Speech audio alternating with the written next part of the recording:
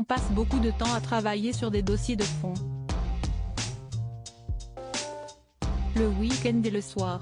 Je dors peu et j'ai toujours peu dormi, peut-on entendre dire le chef de l'État sur des bandes d'archives du podcast Focus de RTL. Ce mythe, celui du président de la République qui ne dort pas, c'est Emmanuel Macron, lui-même, qui l'a créé.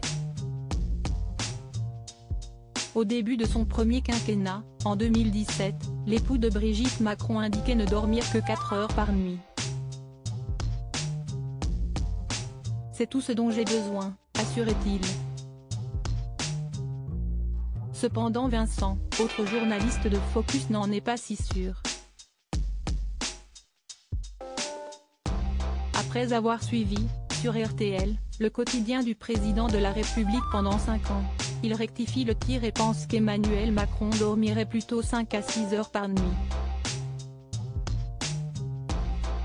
C'est un président qui s'endort tard. Vers 1h, 2h du matin, tous les soirs. On peut le vérifier avec les connexions en ligne sur les réseaux sociaux et les textos qu'il envoie à ses collaborateurs. Mais en revanche, c'est quelqu'un qui va se lever vers 7h38, parfois plus, parce qu'il arrive très souvent en retard lors des déplacements. Le journaliste indique même que parfois, lors de meetings organisés tôt le matin, le locataire de l'Élysée arrive, en retard, et avec la marque de l'oreiller encore imprimée sur la joue. Supérieur à Brigitte et Emmanuel Macron. Retour en images sur leur visite du chantier de la cathédrale Notre-Dame de Paris. Emmanuel Macron, dans l'œil du cyclone. Et si Emmanuel Macron va se coucher si tard, c'est qu'il a beaucoup à penser lors de sa journée. D'autant que, depuis quelques mois, le président de la République se retrouve protagoniste dans la tornade de la réforme des retraites. Après de longues semaines de mobilisation partout dans l'Hexagone, la loi continue à diviser le pays. Même à l'étranger, le locataire de l'Élysée ne semble pas trouver de repos.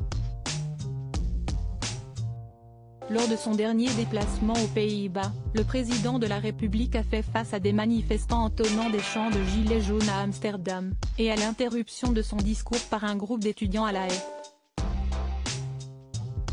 Les jeunes opposants étaient venus déplier une banderole sur laquelle on pouvait lire Macron, président de la violence et de l'hypocrisie.